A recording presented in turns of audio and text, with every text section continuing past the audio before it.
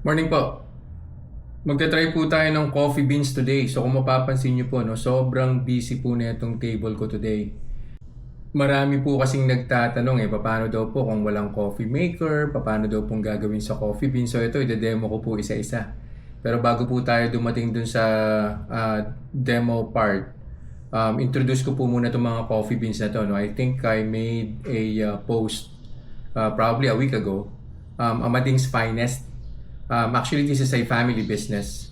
So, ito pong coffee beans na to, we will start introducing sa market, no? Baka po kasi gusto nyo humabol, perfect po ito pang regalo this coming Christmas. Mura lang po ito. So, meron po tayong Arabica. Ito po 250 grams po ito. Meron din po na itong 500 grams. So, dalawa po yung available na pack niyan. 250 grams and 500 grams.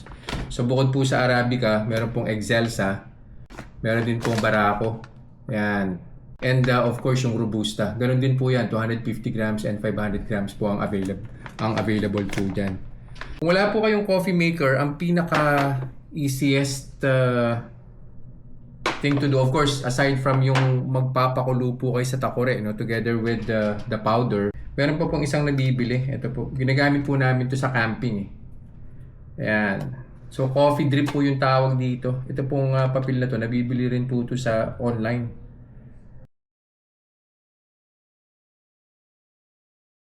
And kalimutan ko pong banggitin, medium roast po yung mga coffee na ino-offer po natin. Meron din pong dark roast, per order po siya, pero yung medium roast readily available po ito. Bakit po medium roast? Kasi acidic po ako Kaya nasanay na po ako sa medium roast. Hindi po siya nagtitrigger ng hyperacidity or ng GERD. Ayan. So, tapos na po yan. Lalagyan nyo na lang po na sweetener or pwede nyo na rin po siyang inumin ng ganito na lang po. Plain black. Ayan. Next. Kung wala po kayo niyan, meron po kayo na itong French press. So, madali rin lang po ito.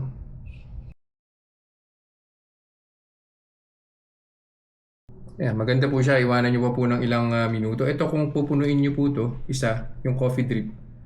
So, bababad po itong pinaka coffee beans dun sa hot water. Mas okay po siya para mas makuha nyo pa po yung katas ng coffee, no? Yan.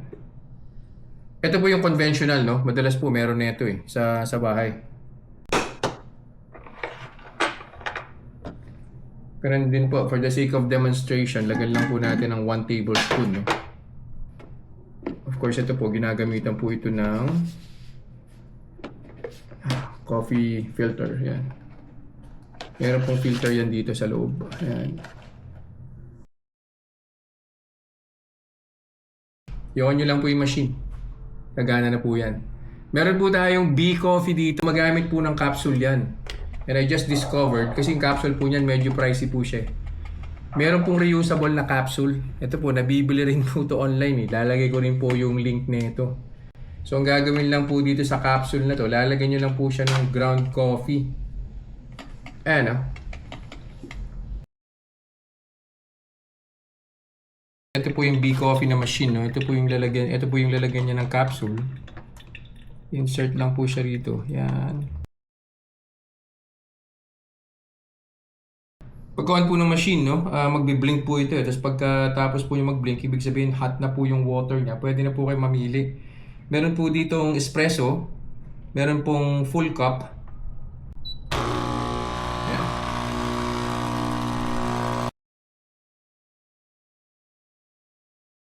Kung B coffee po yung gagamitin nyo, mas maganda po kung fine. Kasi ito po, medium coarse po ito So talagang para po siya sa drip, sa French press at saka para po sa coffee maker. So tamang-tama po siya dito para paglabas po niya dyan sa B coffee machine, medyo dark po ng konti yung color niya. Pero okay na rin po yan kasi medium roast po itong ginamit natin Try ko rin po siya, tapos maglalagay din po ako ng blood sugar reading sa Otay CGM para makita nyo rin po kung diabetic friendly po ba ito or hindi. Lagyan ko po siya ng stevia na plain stevia drops. 4 to 6 drops po ito per cup. So kung half cup lang po yan, mga 1, 2, 3 drops lang po na stevia. confident naman po ako na wala pong blood sugar spike to kasi na-test ko na po ito before eh. Lagay ko na lang po dito yung Otay CGM reading, no? Together with this video. Lagay ko po sa description lahat po nung link. Kung gusto niyo po mag-purchase ng coffee, ito pong itong mga sweetener na to. Tapos ito rin pong filter drip para po sa coffee, and ito pong French press kung saan din po siya mabibili. So yun lang po for this video. I'll see you guys in the next vlog. Bye-bye.